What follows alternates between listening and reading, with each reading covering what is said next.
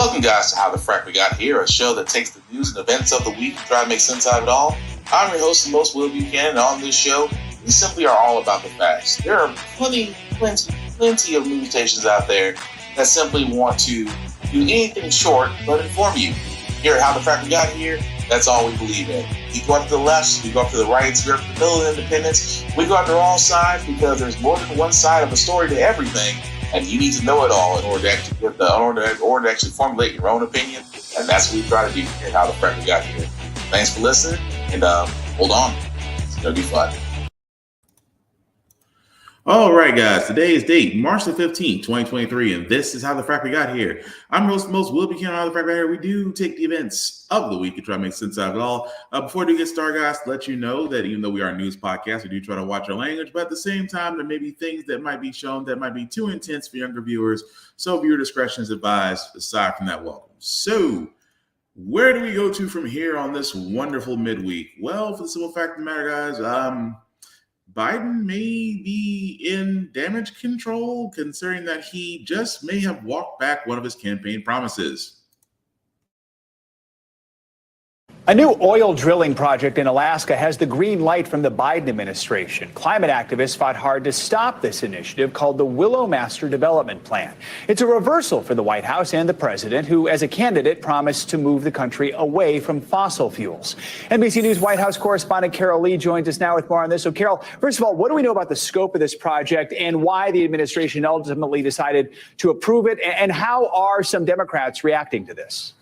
Well, it's a very large project. It's a multi-billion-dollar project, Joe, and it's on the 23 acres expanse that's in Alaska's northern scope. So it's a very significant project. Now, what the White House is saying and the administration is that there was initially 5 sites that would be drilled upon, and the original proposal for this, they've cut that back to 3, denying 2 of those sites, in which the administration says will reduce the impact on the environment and endangered species that are protected.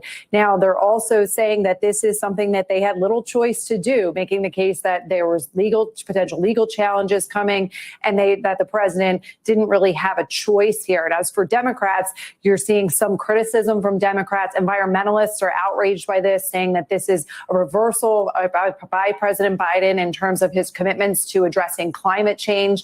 And one Democrat, Senator Markey of Massachusetts, said that this is something that the Biden administration's decision to move forward with one of the largest oil development projects in decades sends the wrong message. So a lot of criticism here, and the administration a little bit on the defensive. All right, Carol Lee reporting from Washington. Yeah, pretty much. President Biden has decided that, hey, maybe Alaskan drilling's not so bad. Here's the problem. Much like his predecessor, President Obama, also said there will be no drilling in the Alaskan or protected wildlife. Biden has sat there and said it's okay to apparently go for this part of the Alaskan area called the Willow Project. Now, again, it's a, multi-billion, have you heard, multi-billion with the B project, in which that a group called ConocoPhillips that is based out of Houston is wanting to drill in the Alaskan shell near the National Petroleum Reserve. I get it to a certain extent, but it does take back what we said about the Keystone Pipeline. Again, we also said about events like Event Horizon, where spills have occurred, where the environment was forever affected, no matter how well you clean it up. At the same time, we're all scratching our heads over what exactly did the president mean by not having any choice. I mean, for this long, as vice president, he was against drilling. And even as president, for the first couple of years of his term, said he was against drilling. So again, I cannot figure out why in the world would the president basically have his hands tied over why he sit there and says he has no choice. Because again, we've seen the effects of climate change.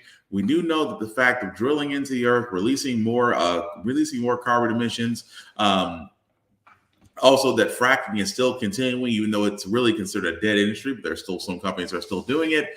At the same time, it doesn't help Biden's case because the literal issue here is that we have to get off the dinosaur juice.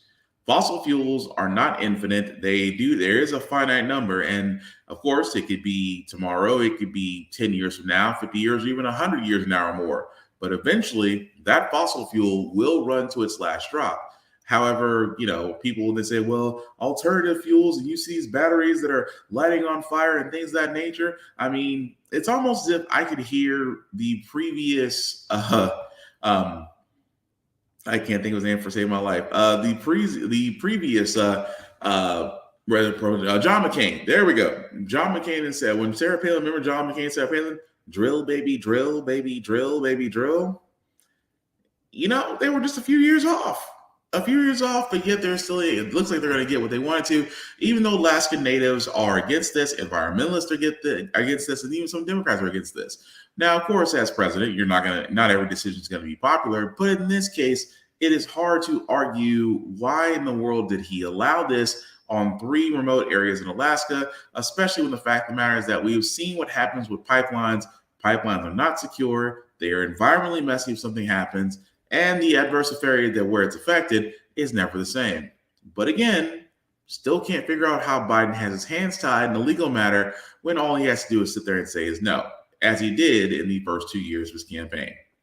Moving right along, guys, I did want to cover the story as well because, and I know the subject of abortion is a big thing. However, the judge that you see there has told lawyers that he is involved in a major medication abortion case, which means that they are basically the ones that are deciding over whether or not women can receive emergency contraceptives via the mail, ergo the birth control pill or termination pill. But that individual there, the federal judge there, District Judge Matthew Kazmark, forgive me if I mispronounce your name, has sat there and said he does not want to publicize his plans to hold a hearing in the case. Because why? Death threats and other harassment have been directed toward his courthouse. Now, I could sit there and go on a limb and sit there and say there's no such thing as extreme pro-choice people. But again, that possibility is always there. But history has always told us that the simple fact of the matter is that the ones who are more militant, more aggressive, if you will, the ones who sit outside Planned Parenthoods armed to the teeth are usually the I like to call them the confused pro-life folks, because you're not pro-life, you're pro-birth. It's what you are. But it is amazing to me that the levels some people will go to literally and figuratively defend a point to where they will force others to submit to their will. And that's what they do with these pro-birth people. They will harass, they will shame, they will insult. And if you haven't noticed the last couple of years, got the Supreme Court to do their bidding and overturn Roe versus Wade, in which some states, especially southern states, have already introduced laws to basically ban abortion or to make it very difficult to get one, unless you are the secret lover of a Republican. Then at that point, you're just going to a nice little hush-hush place, but I digress. It is amazing to me that we keep on saying this, and I will keep on saying this as long as how the Frack got here is still running, that a woman should never have to look to a man for decisions over her own body. A woman's body is as in the words of Jay and Silent Bob, a woman's body is her own fucking business. Because you know why? The choices and consequences are ultimately hers. Either way, I still sleep at night because, again, if you put men through the same scrutiny that you put women through over this, especially, I mean, there will be riots, things would be burning at night if men had to go through what women go through.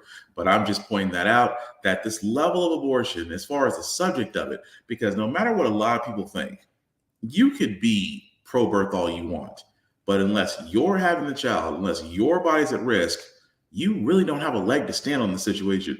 But they're using government funding. Planned Parenthood has never used government fundings to fund an abortion. Most abortions are actually paid out of the pocket of the woman or man or couple that's with the usually there. Planned Parenthood has never done that. But a lot of people forget that Planned Parenthood and other areas offer more than just abortion services. They actually offer preventative services, not just for men, not just for women, but for men and kids as well. But again, you have those of the extreme right, sexually and religiously repressed people who will sit there and say that they're thinking about the baby. Once the baby is born, they can care less until they're 18. And when they're 18, they can join the military because, they love the troops until they come back and don't really give them the care they need. And the VA system's a wreck. but at the same time, don't really want to talk about that. Amazing. But moving right along, guys, like I said, speaking about President Biden, aside from the decision to drill in Alaska, he has a new plan, a $6.8 trillion plan that he wants Congress to endorse. And I wish I could make this up. Tonight in Battleground, Pennsylvania, President Biden unveiling his sweeping budget proposal, calling for major tax hikes on the wealthy and increased spending. My budget's going to give working people a fighting chance. It's going to create good-paying jobs. Still, with divided government, that plan is dead on arrival, with Republicans staunchly opposed to any new tax increases. But Mr. Biden's proposal likely a blueprint for his battle plan against Republicans in his expected 2024 re-election bid. MAGA Republicans all voted to get rid of the Affordable Care Act. They voted to get rid of it over 50 times since Barack passed it. The $6.8 trillion plan calls for protecting Social Security and shoring up Medicare by raising taxes on the wealthiest Americans, including increasing penalties on oil and gas companies, imposing a billionaire tax of 25%, and hiking the corporate tax rate from 21 to 28%. And it includes record spending on the military and increasing funding for social programs like early childhood education and childcare. But Republicans blasting it as a reckless tax and spend plan. What does this budget do? Raise more taxes, spends more money, creates probably the biggest government we've ever seen in the history of the United States. The president's plan also an attempt to revive his standing. In our latest NBC News poll, just 36% say they approve of his handling of the economy, and just 32% say they are enthusiastic or comfortable with him running for office again. As for that impending showdown over the debt ceiling, the president said he'll meet with Speaker McCarthy once Republicans release their budget. Yeah, I wouldn't hold my breath on that. So yes, that in itself, guys, is the actual budget itself. And that, don't get me wrong, it's not a wish list. I want to say it's a wish list. It kind of is a wish list, but it's not bad. I will be honest with you. It's not bad. The reason why I say it's not bad, because again, protecting Social Security, shoring up Medicare. You know, this is like when you can hear a lot of people go, well, see, there is something what they said about Medicare and Social Security drying up. No, it's to shore them up, which basically means to give them, basically means to make sure that, hey, our kids are taken care of. That's what it basically means. Raising taxes on the wealthiest Americans. Not bad. Look, unless you've been under a rock, it is hard to admit that for the simple fact of the matter that the wealthiest out there can't afford to pay taxes. They can, no problem. Even some of them have gotten away with paying with zero in taxes in some cases. So I have nothing against raising taxes. The corporate rate being raised from 21 to 28%. Now I'm gonna be honest with you, it needs to go higher. I think, like realistically, it needs to go higher. Why does it need to go higher? For the simple fact of the matter is the corporate rates, the corporate tax rate, at one point was almost 36%. And corporations complain. Even though the middle and lower class were doing great because they had tax breaks coming to them, they complained. It needs to go up higher. Just like everything else, I think that the corporations need to join the circle of woe that us Americans have to endure in this case of everything going up on our paychecks. So why not their taxes as well? Imposing a billionaire tax. Again, I'm not against that. Tax the wealthy. Because you know what it is about the wealthy when you tax them? They can still pay it. No problem. Again, I can live with that. But the thing about it is, it's just like, it needs to go farther. I mean, you are instituting a corporate tax of 28%. You're imposing a billionaire tax of 25%. You want to actually, again, hiking the corporate tax rate from 21 to 28%. So already you're going after that. Now, increasing penalties on oil and gas companies. It needs to go farther. I still say you can still input a windfall profits tax. So you guys got to remember during the time when Russia was really getting involved, and of course, Russia being the number 2 producer of energy, although U.S. is still number 1, Russia's number 2, Saudi Arabia was number 3, that it was a scare. And what happened? We know what happens when in the middle of a scare of Americans. We've seen it with toilet paper. We've seen it with almost everything else. We've seen almost with your local grocery item. We've always seen it with gas. That gas will go up because, again, you need gas to run almost everything. We need gas in our cars to get to and from work and other places. Airlines need the fuel to travel. Of course, logistics also need fuel, and so forth and so forth. So again, demand is high. And those oil companies had a freaking field day. I cannot stress this enough. Those oil companies had a field day. Even more so where Biden had sat there and said, we need to introduce a windfall profits tax. Okay, do an executive order. Do an executive order to actually, because I understand what people say, an executive order or action, it's just lip service. True, but you can't sit there and say the president sit there and say, well, I want this done, even though at the time when you had Democratic majority, you could have done it, but you had some in your office that were less enthusiastic. I'm looking at you, Manchin and Sinema, mostly. But yeah, I mean, the plan itself is great. I do think there's some things that could have been a little bit more farther along, other things that could have been implemented, like removing the tax breaks that Trump put in for the wealthy corporations. They're still in place. I still think that you need to reinstitute the tax breaks for the middle and lower class that they were benefiting from, reinstituting the child tax credit back to 2008 standards, where most parents were getting at least $300 to $3,600 per kid.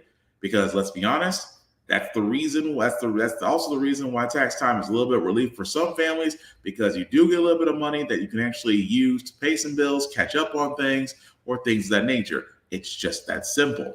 But it will be a fight because, again, with the debt ceiling coming up, Biden will talk with McCarthy, but he pretty much sat there and said it, that in order for him to talk to McCarthy, the Republicans will need to submit a plan of their own.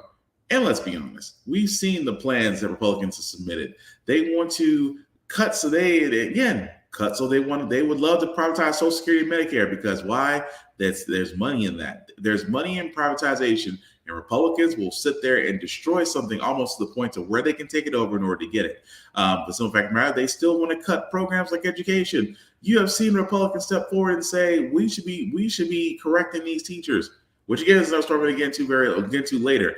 But Republicans have, and again, if you're listening to this or watching this, correct me if I'm wrong.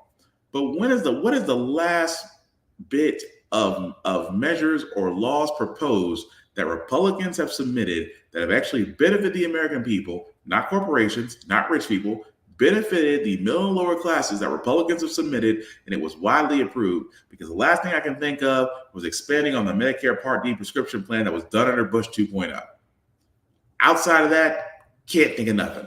But hey, feel free to correct me in the comments if I'm wrong. But at the same time, that's why I'm saying at this point, Republicans have nothing to offer except criticism and a little bit of hypocrite against the LGBTQ plus group, because, suppose they're all Christians. But move right along, guys. Like I said, speaking of those that are always tackling something, Ron DeSantis, dictator governor Ron DeSantis, has yet to announce if he's running in 2024, but yet has some strong feelings about the U.S. involvement in Ukraine. Tonight, the race for the White House, and Florida Governor Ron DeSantis declaring that supporting Ukraine is not in the vital interest of the U.S., instead calling the Russian invasion a territorial dispute. The White House responding tonight, even some Republicans on the Hill with tough words for DeSantis on his foreign policy experience. Here's Rachel Scott. Welcome to Governor DeSantis. Tonight, Florida Governor Ron DeSantis, who is likely running for president, declared protecting Ukraine against Russia is not in the vital national interest of the U.S. DeSantis saying, while the U.S. has many vital national interests, becoming further entangled in a territorial dispute between Ukraine and Russia is not one of them. He adds the Biden administration's virtual blank check for as long as it takes distracts from our country's most pressing challenges. The White House today firing back. If we were just to lay back and let Putin take Ukraine, which, make no mistake, he hasn't pulled away from that. If we just lay back and let that happen, where does it stop? The sharpest critics of DeSantis' comments, his fellow Republicans. The last thing we need is a bully with nuclear weapons feeling like he's emboldened and that there's nobody keeping him in check. Senator John Cornyn saying he was disturbed by the DeSantis statement. Others implying the Florida governor is out of his depth. Obviously, he's busy running a big state, but if he's interested in the bigger states, he probably needs to get boned up on it. Well, I don't know what he's trying to do or what the goal is. Obviously, he doesn't deal with foreign policy every day as governor. But DeSantis is staking out a similar position as his potential top rival, former President Donald Trump, who has even suggested letting Russia take over parts of Ukraine. Shortly after I win the presidency, I will have the disastrous war between Russia and Ukraine settled. It will take 24 hours. David, former President Donald Trump has not provided any further details on how he would broker a deal to end the war in Ukraine, or specifically what parts of the country he believes Russia should be allowed to take over. Ooh, you gotta love DeSantis. The dictator DeSantis, just, this is how you know DeSantis is basically Trump 2.0. He's Trump 2.0 because he is pretty much saying anything and doing everything that he wants, and he has very little repercussions. He's taken on African American studies in his state and got them to blink. He's taken on the LGBTQ plus community with the Don't Say Gay bill. He's taken on Disney as far as taking away their ability to self-govern while in the state of Florida. This man DeSantis probably feels about as untouchable as a gangster right now. But that's the problem, that DeSantis hasn't said whether or not, because I still think in 2024 he's going to run against Trump. I think right now he's testing the waters, but he is basically saying everything that he wants to say and is doing everything that he wants to do. But it is amazing to me that he's going to sit there and say, well, Ukraine's not a big issue for the U.S. right now. Again, your nationalism is showing, DeSantis, that it's not just the U.S. Initially, it was the U.S. that was involved with Ukraine, but NATO forces are involved. And yes, even myself, I was highly critical of how much we are actually spending toward Ukraine. We're sending billions of dollars in vehicles, foreign aid, and military assistance to Ukraine to assist with them going against Russia. But at the same time, but it's really more toward Biden than the actual government. Basically, because Biden is okay with handing billions of dollars out to foreign aid, but yet can't seem to get over the hurdle with his own constituents. That's the problem. Do I also think that aid in Ukraine is a problem? Not at all. But at the same time, it starts to look a little funny when you're aiding a foreign country more than you're aiding the domestic constituents. That's where I have a problem with it. But another thing that I want to get to about Biden, moving on from Trump 2.0, otherwise known as Governor Dictator DeSantis, Biden has decided to move forward on gun violence, even when his own party and the Republican Party can't see eye to eye. It's an executive order, but we saw it coming. Biden announcing new plans to curb gun violence with an executive order. For more, I want to bring in ABC News' Ike Ajachi and Peter Ambler, executive director at Giffords, a gun safety organization founded by former Congresswoman Gabby Giffords, and Jared Bergwan, ABC News contributor and former San Bernardino police chief. It's good to have you here with us today, gentlemen. Ike, I want to start with you. This order is aimed at moving the U.S. as close to universal background checks as possible without additional legislation. But just how much can the administration really accomplish here without congressional approval? Well, you heard President Biden say to himself that there is only so much he can do without Congress really taking the lead on this and passing some meaningful gun reform legislation. President Biden talked about his Bipartisan Safer Communities Act that he passed last year following that tragic incident in Uvalde, Texas. And he said that now is the time for Congress to do something big. So with this executive order, the first things he does is making sure that to increase the number of background checks. He says he wants to get firearms out of the hands of dangerous individuals. So the first part of this executive order would require background checks for all firearm sales, moving the country to, as he said, as close to universal background checks as possible.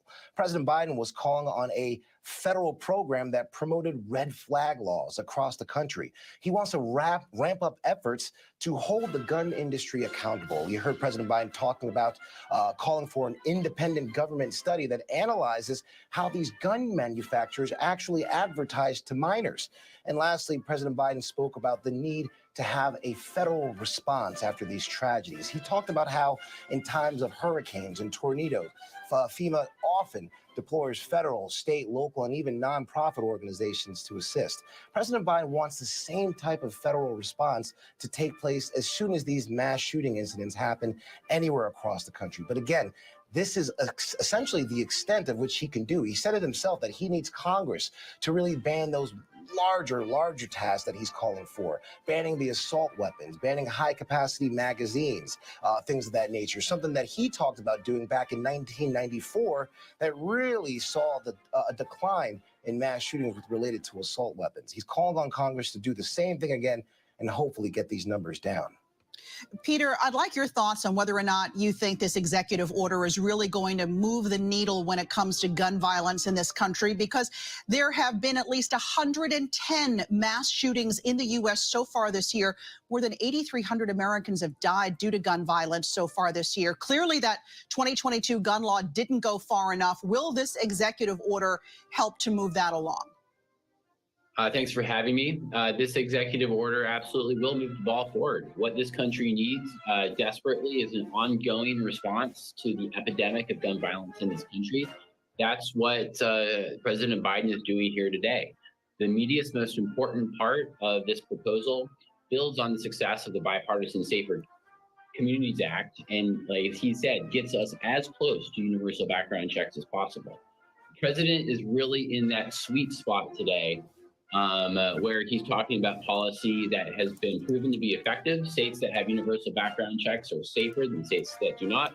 And talking about policies that have widespread bipartisan support. You talk about universal background checks, you have stratospheric levels of public approval, nearly 90% of Americans supporting universal background checks. So what the president did here today, he instructed the Attorney General to crack down on illegal gun sellers, people who are selling guns without a background check, bring those transactions out of the shadows, put them in the regulated market, increase background checks, increase public safety. And Jared, I know you were police chief back in 2015 in San Bernardino during that mass shooting when terrorists, a husband and wife, killed 14 people. This order that the president signed today will also call for working with law enforcement to ensure that the bipartisan gun control law passed last year after those shootings in Uvalde, Texas, and Buffalo, New York, is being put to full use. What might that look like, working with law enforcement? What would your hope for that be? You know, one of the best things that I heard out of the president's speech was the support that communities will receive after an event. I think cities and communities that are experiencing these events often find that there's an enormous amount of attention that comes in the aftermath of the event. But as the weeks and the months go on, that attention fades. And yet the people that are there and the agencies that have dealt with it, the communities, they're still living with what that tragedy did and the impact of it. We often talk about the recovery process in a community is just as important as the response to one of these events. And it's refreshing to see that there is now a lot of thought going into what that recovery looks like for communities. I think that'll be well supported by law enforcement. Ike, I know we've been talking about how this includes increasing the use of background checks for gun purchasers, but it also is trying to promote safe firearms storage. Can you tell us a little bit about that? What might that look like? That's right. President Biden, this is not necessarily just about getting the guns away from people who don't need them. This is also about protecting those safe gun owners, those people who have guns, and making sure that they, one, don't fall into the wrong hands, or two, fall into the hands of people who may not be able to be old enough to properly have a gun, so on and so forth. This is all part of that federal campaign, that federal push that President Biden was talking about to really get that information out there. He's tying this along with those red flag laws, the laws that allow people to really alert local law enforcement authorities when they feel someone who may not be maybe of the right state of mind or what have you, or who may cause a danger to himself or someone else. They're allowed to contact local law enforcement and see if they can help remedy that situation. The idea of promoting safer gun storage is all part of that federal program, tied along with the red flag laws that'll hopefully get the information out there to teach people how to safely store their guns in their home, how to make sure that it doesn't fall into the wrong hands. All of this is part of that information campaign that President Biden wants to implore to hopefully bring down those numbers and hopefully try to get a hold or get a grip on gun safety reform in this country moving forward. Yeah, I would like to think so, but it's an executive order. And the problem with executive orders, the real problem with them, is that they don't do much. They don't. I mean, don't get me wrong, executive orders is like the president's last option. It's like, no matter what, it's like, it's almost like saying, okay, if Congress won't do something, I'm going to do something. Executive order, I need this done. An executive order is like putting in a fast food order at a very slow restaurant. It really what it is, because you can't get Democrats to agree on anything. Because Manchin single-handedly could have helped pass gun legislation. Even the gun law that Biden had signed a few months ago, and keep in mind, it's only been a few months that he signed, it was really tailored to conservatives. It didn't go far enough. It's like, but it included red flag laws. Red flag laws have to be enforced by the states. They cannot be enforced by the government. It did include extensive background checks at every sale. For a lot of people that don't know this, especially if you're in my home state of Tennessee, they do not do background checks at gun knife trade sales. They check your ID, make sure you have the cash, and that's pretty much it. And keep in mind, between personal sales, yes, you do have to report them, but how many of those are actually reported? Although the whole thing about gun laws is it's not just about more rules, more legislation, but also requirements. Again, it should be a qualification. I mean, I would treat it in the same way that Japan treats theirs. Japan has a very strict gun policy. You have to basically attend a class. You have to qualify through classes. You have to go through a mental health evaluation. You have to, go through all of these steps just to be a legalized gun owner. We can do the same thing here in the U.S. Because why? Because Japan has very little deaths by guns. So does Australia. So does New Zealand. Somehow they've all figured out that, hey, if we can regulate the way firearms are done in this country, we can actually reduce the deaths by actual firearms. The U.S., again, has an ammo-sexual type of kink when it comes to guns. Now, again, I'm not trying to be a hypocrite. I'm a firearms owner myself. But at the same time, I would be all more than jumping through a few extra hoops if it means that certain individuals should not be able to get a hold of them. However, Republicans don't see it that way because they will cite the Second Amendment like it's the first verse out of the Bible, not realizing the Second Amendment only gave you the right to bear arms against a tyrannical government. And also you had to form local militias. And the last time I checked, the last time guys played Army, it was only to be in front of a Planned Parenthood or to play airsoft or paintball. Usually the guys who play airsoft paintball are a little bit more friendly than the guys staying out Planned Parenthood who want to play Army. But that's what the Second Amendment is, to bear arms against a tyrannical government. So if one day the government decided to turn up on you, you have the right to defend yourself. That's it. Somehow how it got misconstrued to like, hey, we need more gun laws. You're going to violate my right to hold a gun. No, we just want to make it harder for those that shouldn't have them. That's pretty much it. But again, it's an executive order. The Democrats could try to force it through, but again, it's unfortunately it's too late in time since the Democrats don't hold both houses anymore, and the Republican House is the House of Republicans. Yeah, let's call it what it is. The House of Representatives, let's call it what it is. The House of Republicans are firmly holding there, which means that anything that a Democrat wants to push through, more than likely they will deny it just because it's Democrat. Yes, it's that petty. But again, I would be remiss not to talk about the elephant in the room, about banking, especially with Silicon Valley Bank and its collapse to where it was a government takeover. But at this point, the SEC and others are starting to investigate what really happened with this bank that at one point was considered the number 3 bank in the U.S. and is now under FDIC over control. Well, breaking news now, the Justice Department and the Security and Exchange Commission are now investigating the collapse of Silicon Valley Bank. NBC News confirmed this just moments ago, attributing 3 sources familiar with the matter. Since the bank shut down last Friday, it's been increasingly under the microscope from the Federal Reserve as well as Congress. And of course, it's got people at home nervous about what's going on. NBC News correspondent Jake Ward is following all of this. Hey, Jake, so what specifically are investigators focusing on that means this is officially happening?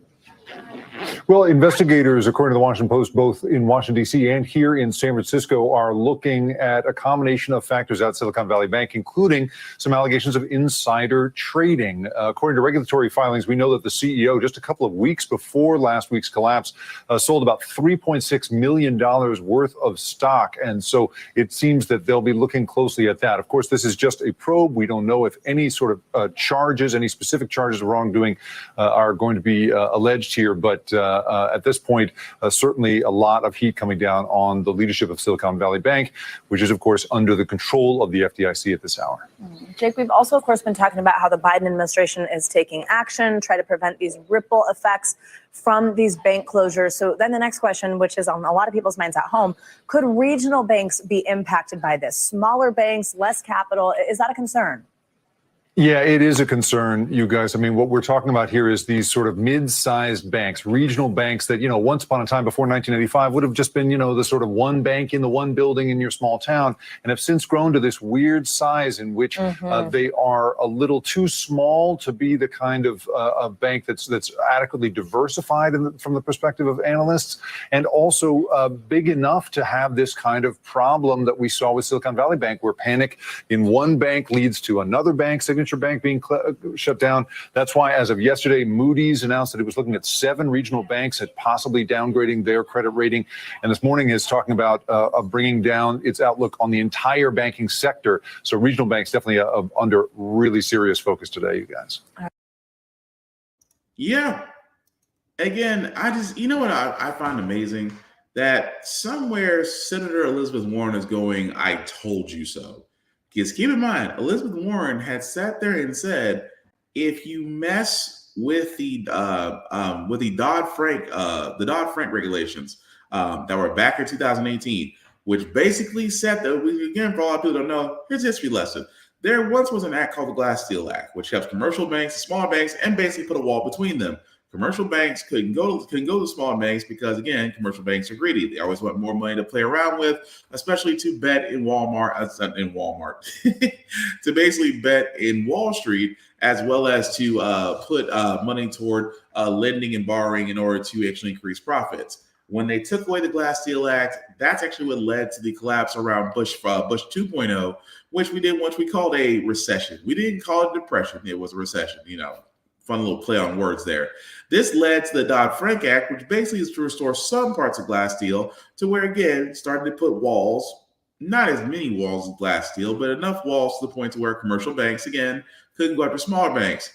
Now, it's funny that this is going to be a running theme because you guys remember Norfolk Southern when I sat there and said that another reason why trains were having such an issue was because of the fact that during the Obama administration that they implemented that those brakes, that certain types of electronic pneumatic brakes had to be placed on trains carrying hazardous material, and then it was implemented, and yet those railway companies and corporations sat there and said that it would cost too much to actually put those on there and ensure safety. So they lobbied the Trump administration, who actually rolled back those policies. And lo and behold, we have a wreck somewhere. We have a wreck somewhere in East End, Pennsylvania, and that's causing an issue with the people there, which Norfolk Southern CEO is trying to apologize. Why is that relevant? Well, Trump administration also rolled back policies of the Dodd-Frank Act, which again led to some banks becoming bigger because they assumed others, as well as did very bad financial decisions that eventually led to the collapse of one Silicon Valley bank. Do you see the point where I'm trying to get at here, guys? That the simple fact of the matter is that, yes, because of that, those regulations being removed have led to disaster. Hence why Elizabeth Warren is somewhere going, I told you so. This was bound to happen. And because it was bound to happen, you guys, we all have to pay the price for it. And I can imagine some people looking at this and going, oh, hurry up and take my money out. because a lot of those companies that were under that bank did go in and take their money out. And a lot of people think, well, it's FDIC insured. Yes, up until $250,000. That's what FDIC actually does. Now, of course, the Biden administration did move forward to take over the bank to ensure that everybody's money is taken care of, because Lord knows we don't want to see a repeat of the Great Depression when Walmart, for some reason, Walmart stuck in my head, that we don't want to see the stock market on Wall Street crash to incredible low levels, which did lead to an economic downturn for a while. So we shouldn't be surprised by that. But you know what? I'm surprised by? That even though Elizabeth Warren called this right, even though the Republican administration, known as the failure-in-chief Trump, rolled back these permissions, you would think Republicans would be ready to attack policies, right? Yes, they attacked Silicon Valley Bank, and the reason why it collapsed was because it was too woke. You can't make this up. And then we see now coming out that they were one of the most woke banks in their quest for the ESG type policy and investing. This could be a trend, and there are consequences for bad Democrat policy. And I think we need to keep an eye on all the banking sector right now. The only people who woke up were VC funds who like small government, who decided they needed government help. That was House Oversight Chairman James Comer talking about woke banks. And then there was this editorial in the Wall Street Journal today. It was written by columnist Andy Kessler, who we invited to join us on the show tonight. He declined, and explains what happened to Silicon Valley Bank. A lot of it made sense until you get to the end, where he writes, quote, in its proxy statement, SVB notes that besides 91% of their board being independent and 45% women, they also have one Black, one LGBTQ+, and 2 veterans. I'm not saying 12 white men would have avoided this mess, but the company may have been distracted by diversity demands. With us for more, my dear friend Kara Swisher, editor-at-large of New York Magazine and host of the podcast Pivot and On with Kara Swisher, and Justin Wolfers, professor of economics and public policy at the University of Michigan. Kara, refresh my memory. Yeah. When the actual financial crisis happened, the entire investment banking industry was led by white guys. What was under it was the festering subprime crisis, and there was not a band of LGBTQ transgender mortgage brokers selling upside down mortgages to people across this country. What kind of nonsense argument are they making here? It's nonsense argument. It's when I saw that, I was shocked. And the same thing that Comer was saying, he's completely ignorant. Silicon Valley Bank, for a long time, it was a joke in the Valley that it was all men that were running it. A lot of women VCs wanted to get on the advisory panel, and they were locked out. They never got on it. There was nothing woke about this bank. It was very, I would say, libertarian, maybe, if you had to pick something, but not particularly political. This was about bad investments or investments they held on to. They got caught in a squeeze, essentially. And to do this is just a ridiculous, nonsensical right-wing talking point that makes no sense. This was just about finances and about what's happening in the economy and their exposure in that regard. To do this, I don't even understand it. It's just a talking point. Everything is a woke something. Woke AI, woke banks, woke pancakes next, I'm sure, something. Yeah, but this one I really don't understand. You can make tons of these you can make tons of these anti-woke arguments, and there's a lot of people that'll try to buy into it. But this one, Justin, right? Ron DeSantis is coming off a big fundraising trip to Palm Beach. You know who lives in Palm Beach? Really rich Wall Street people who know full well that this is a garbage, nonsense argument. And trust me, none of them want to take my call today and all weekend when I'm going, you think it's because they were woke? They're avoiding my call at all costs because they know how ridiculous this is. So how does this help Republicans? I know they like the ultra MAGA crowd, but they also like rich donors. I mean, the real problem here is that this was a bank that made really, really big bets. And sometimes when you make a bet, you lose. Why was a bank allowed to make really big bets rather than keeping some money in the vault? Because of a 2018 Trump era weakening of our financial protections. So what do you do when you're caught with your pants down? You say, hey, let's look that way. The talking point here is ridiculous and absurd. You, of course, pointed to the 2008 financial crisis, which I'm sure probably had no shortage of white men. If you want to talk about representation at Silicon Valley Bank, you might think about the representation of the CFO being ex-Lehman Brothers. That's a hiring point for you right there. Or, if you're really worried about the damage that white men do, we should go back to an earlier era where white men ran the financial sector literally from top to bottom. I think that was called the Great Depression. Kara, let's talk about this libertarian idea. There was this great quote. I know you and I both laughed about it over the weekend. There are no atheists in foxholes, and there are no libertarians in a time of financial crisis. Talk to us about what we just saw go down on Twitter over the last 5 days. All sorts of libertarian types who panicked the markets, right? Really successful investors who, by the way, could have called any lawmaker, any startup company, any CEO, any bank, and voiced their opinion, given their advice. But instead, they took to Twitter. They went inside the movie theater and said, fire, fire, fire, worsening the panic and inflaming this bank run. Yeah, I don't necessarily they caused the bank run. That was when the VCs started calling and saying, get out of the banks. But I think what they were doing was, I call them screaming memes. They're just like, they're creating chaos, and they wanted to blame the government, and the government's not doing anything when the government was working all weekend and came up with a pretty elegant solution that is not perfect, but it's definitely not a bailout. It's exactly the kind of thing they would talk to having wanted. I think they were worried because something happened to them and they were not getting paid attention to. And it's sort of like, someone that drives a waiter crazy. Excuse me, do you know who I am? And that's. I mean, she has a fair point. That is amazing that Republicans, even though they all had to chip in about about Silicon Valley Bank, that it's amazing when they sat there and said, well, it had to be the diversity. It had to be because it was too woke. Woke is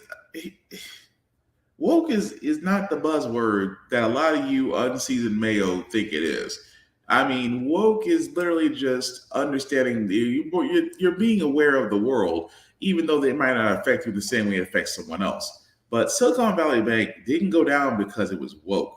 Silicon Valley Bank collapsed because of a lot of terrible financial decisions. But that's the thing about banks.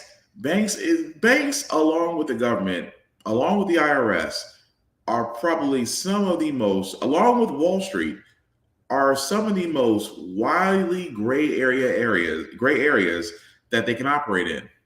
You ever wonder why banks are again? I'll go back to my student loan analogy. That a person that graduates high school at 18 years old spends months developing a business plan, showing the odds and ends, showing everything that is required to sell a financial loan manager at a bank on giving you a business loan. That person could prep, make sure that everything is right, go into that bank, shoot their presentation, and ask for a business loan and get laughed out of the building.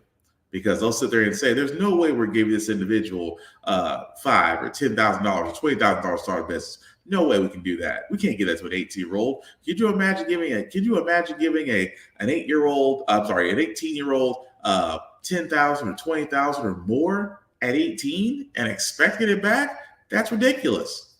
That very same bank will turn around and give an 18-year-old, hey, we understand you want to go to college. College is expensive. Let's give you a $20,000 or $30,000 or $40,000 or $50,000 and up student loan.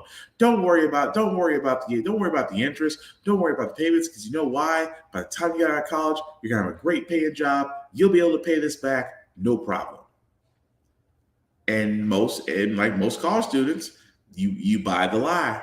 And I hate to say it, it's a lie now. It's a nice way to turn a soft sell to an easy sell.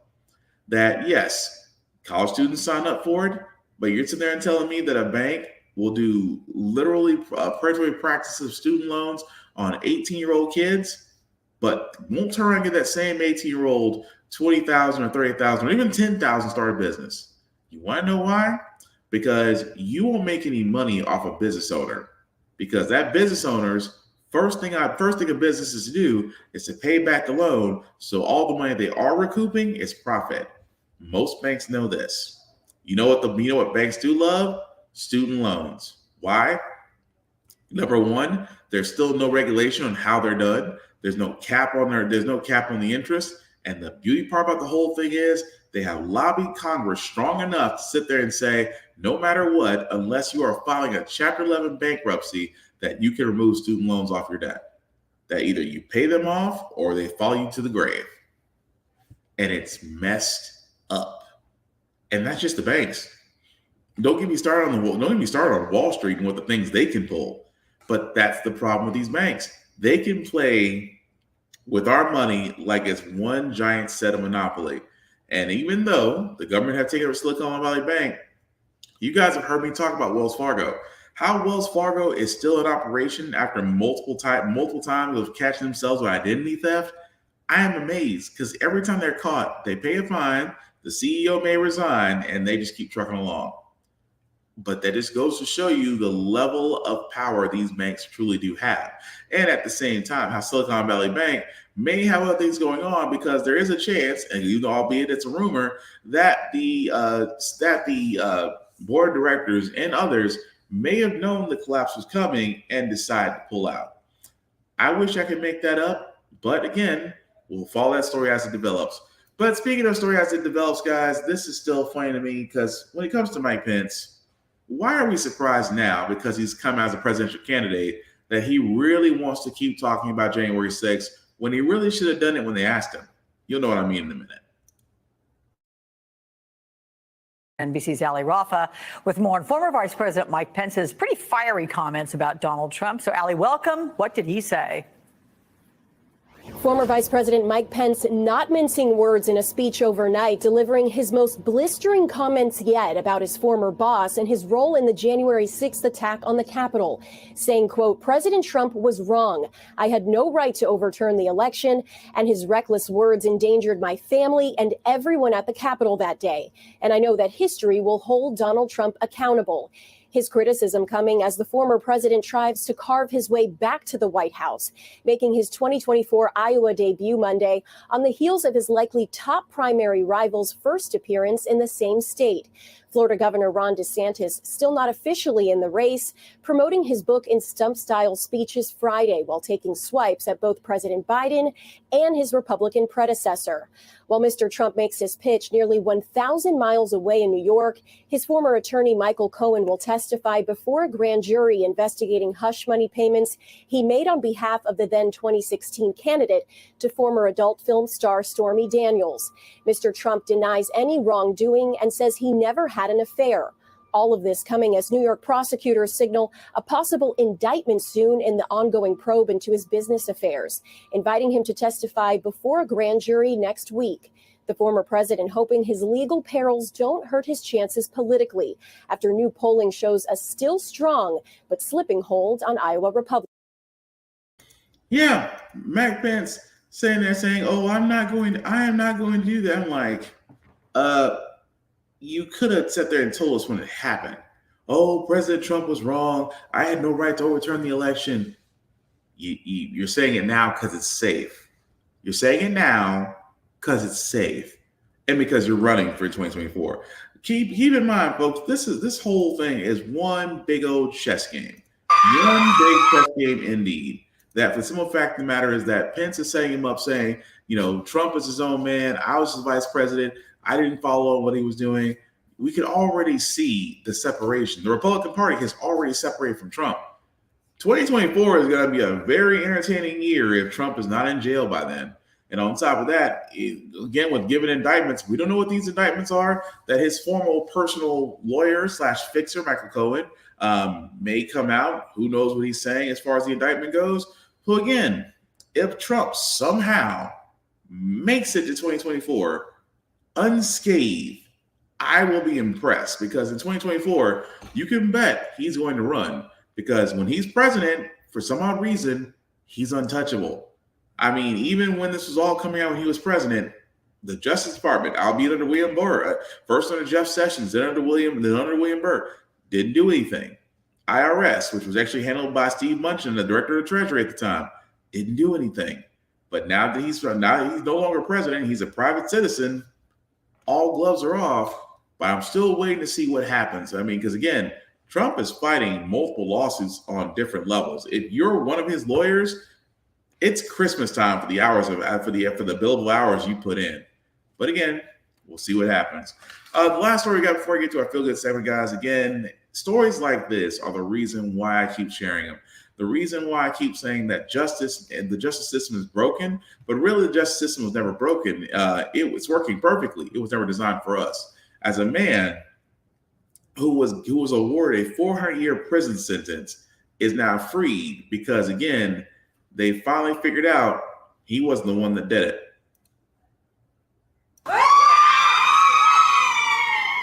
It's the first taste of freedom in 34 years for Sidney Holmes. I know this day was going to come sooner or later, and today is the day. The emotional moment got the best of Sidney's mother, who in 1989 watched her then 23-year-old son be convicted for a crime he did not commit. You got to stay humble. You know, God is first. Today, Sidney is 57 and finally a free man.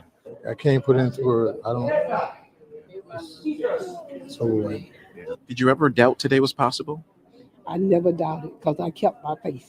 Earlier in the day, Sidney shed a tear as a judge tossed out his armed robbery conviction and 400-year prison sentence. There's no evidence tying Mr. Holmes to the robbery. He was accused of driving two men who robbed a couple at gunpoint outside of a Fort Lauderdale convenience store. The thieves were never found, but Sidney's own persistence about his innocence led to an investigation by the Broward State Attorney's Conviction Review Unit, and they found Holmes did have an alibi and that a shaky witness misidentified him and his car.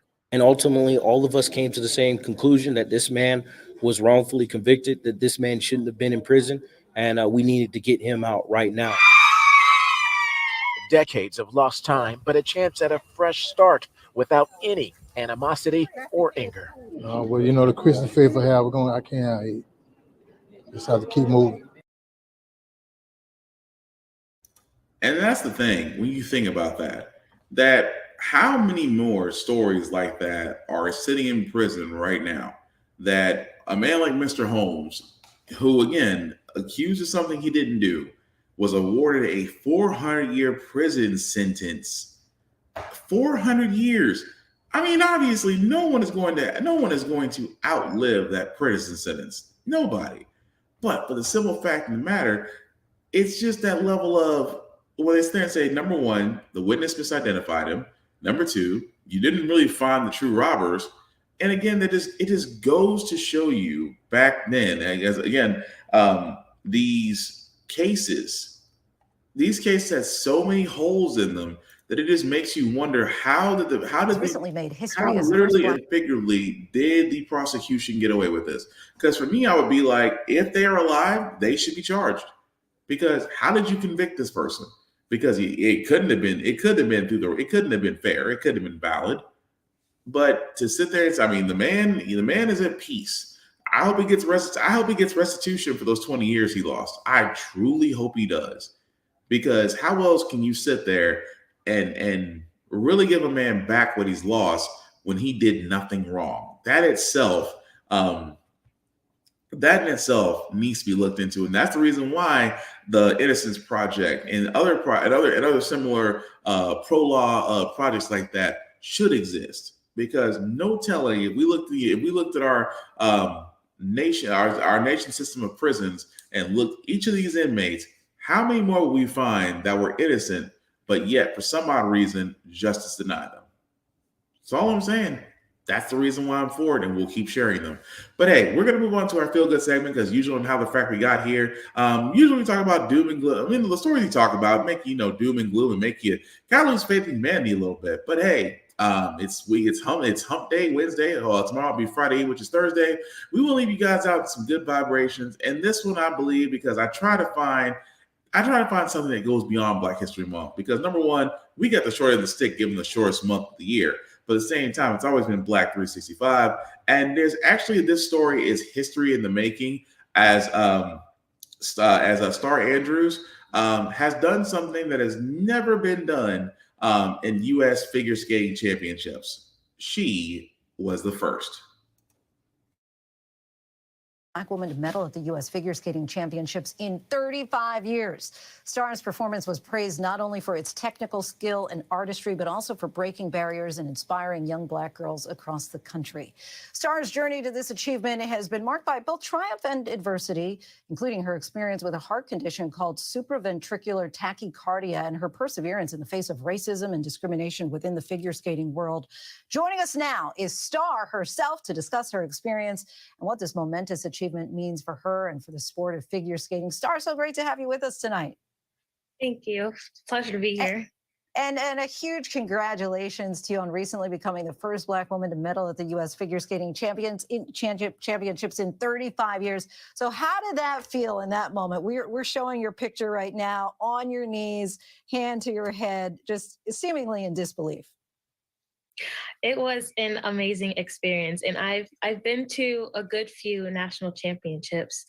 So this one, it just felt so special. And the first time I ever skated senior level, which is the highest level you can skate, is in San Jose.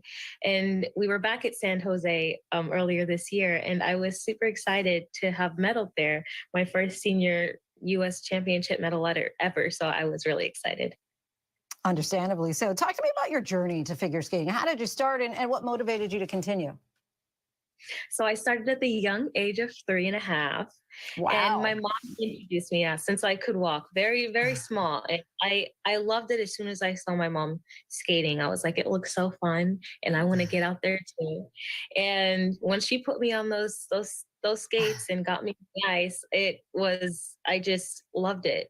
And I still love it so much to this day, just like how I was when I first learned about figure skating. And I think that, my journey has been long and I'm definitely still going through my journey, but it's all been very exciting and I just love it so much. We can tell just right from the start you were such a natural. And early on in your career, you were diagnosed with supraventricular tachycardia, which causes your heart to beat much faster than normal. How has your experience with SVT influenced your approach to training and competition? And what steps do you take to manage your condition while skating? I wasn't diagnosed until a year ago. The first time I ever had that experience, I was 12 years old and I went undiagnosed for a long time. The doctor told me that I was fine and that it didn't happen long enough for it to be a problem. I knew it was a problem because it wasn't a normal thing to happen to just anybody. And one time it happened at a very big competition. And unfortunately, I had to pull out of the competition. And I think from the moment, my mom was like, okay, we really need to figure out what this is. Because if it's going to affect huge competitions like this, imagine if it's at a national championships or at a world championships and it happens in your short program and you can't finish. And that would just be heartbreaking, especially because I worked so hard to get up to that point. So it was definitely something that was difficult to skate with, especially not knowing what it was for so long. But now that I know what it was and that I had the surgery, it's been so much less stressful going to competition and not having to worry about that. I can imagine. And thinking back on your career, what advice would you give to other young Black girls who may be interested in pursuing figure skating or other sports, but just may not see people who look like them in those spaces? I would just tell them to do what you love and believe in yourself. You can do anything you put your mind up to, and don't ever doubt yourself, because I feel like I did that for a little while and there's really no reason to. Just believe in yourself. Good advice there. Before we let you go, what are your future goals and plans in figure skating and what steps are you taking toward them? My future goals are definitely to make it to the next Olympic Games. That's my number one goal. And I have little goals in between that to medal more at competitions and just to keep inspiring little girls and little boys out there who want to also ice skate or do anything that they put their mind up to. Are you seeing some progress when it comes to minorities becoming ice skaters? I am. There are a lot of communities and a lot of organizations that are coming together and definitely making sure that there's more diversity in ice skating, and I love it. It's something that I never saw when I was younger, so it's great to see it happening now and see it changing. Well, you are certainly an example and an inspiration. Star, we thank you so much for joining our show tonight. And I'm not gonna lie, I love to see when people succeed. Now, Star Andrews again, she was the first Black woman to win the gold medal at the U.S. Figure Skating Championships. Again, the first, and hopefully she will not be the last. I do like the fact that she says she would love to see more inclusion in ice skating, and I'm all for it. Inclusion in ice skating and hockey, gymnastics. There's so many guys that are good at tumbling, at somersaults, things of that nature. It's just that if we can get past that, if we can just get past that stigma, do you not understand the level of dominance that we could do in that situation? Not just ice skating, not just gymnastics, and not just the Olympics, because we've proven that in many events, especially speed skating. We just had our first Black gold medalist in speed skating. Can you imagine the fact that if we get used to ice skating, it'll be a whole different program at the Winter Olympics? That's all I'm saying, among a lot of things. But that's going to do it for this podcast, guys. I do thank you all for watching, for liking, for letting me know this is live. Certainly appreciate that. Before I do get out of here, some shameless plugging. Although we don't have graphics yet, we're working on that. Shout out to my boy Vaughn at Big VZA Dot. You can definitely check him out on his Facebook page as well as his YouTube page. His YouTube page for beats. Yes, this man does make beats and sells them upon request, but definitely check him out, Big VZA Dot on all socials. Ask myself, guys, you can find me, BlackBox447 on all socials. I usually do reviews on everything that I watch, play, write, see, and gym stuff. Sometimes do a couple push-ups. At the same time, guys, the link that's actually trolling at the bottom, let me make that a little bit bigger for you guys to see. There you go. You can copy and paste that into your browser. We'll take you to my link tree. That's a YouTube group. That's a YouTube and Facebook groups for all of my podcasts. How the Frack got here, get bitten, of course, off this podcast. Like, share, and let people know about it. Also, give me your opinions. I want to know what you guys thought of everything that we covered, with things that we should be looking into. Again, I want to keep the conversation going. That's all I really want to do with this. Also, at the same time, guys, even though we are they say we're leaving a pandemic situation with the emergency maneuvers actually being taken down. However, guys, still be safe. You know, if you're going to be in areas of high traffic or you're traveling, wear a mask. If you feel sick, please stay home. The only way we're going to beat these pandemic and these numbers is because we have to act accordingly and preventatively. That's the only way we can do that. Also, at the same time, guys, again, we are all running different races. We're all on different tracks. If someone gets their goal before you do, simply congratulate them. There's no need to be salty. We need to be a more appreciative society, because at the end of the day, I just want to see everybody win, especially my chocolate and seasoned mayo folks. I want to see you win. Simple and plain. Now, the last thing I'll say about how Frack got here, it's all about staying informed. We are not trying to reinvent the wheel, guys. We are simply giving you all the information, allow you to make up your own mind, but we do provide a logical perspective that goes along with it. We do a lot better society once we're informed. We're progressive. We move forward. We try to change. We try to right the wrongs of our past by making decisions now that we should have done back then, like electing our first Black woman to the Supreme Court, electing our first Black woman to the Federal Board of Governors, electing our first Black 4-star military general, seeing our first U.S. figure skating championship won by a Black woman. All great things. When we don't learn from history, we are doomed to repeat it. That's why we keep asking ourselves, why does everything go up but our paycheck? Why do we elect different politicians but still the same old game in Congress? And most importantly, how the Frack got here. Thank you all for watching, guys. Take care of yourselves.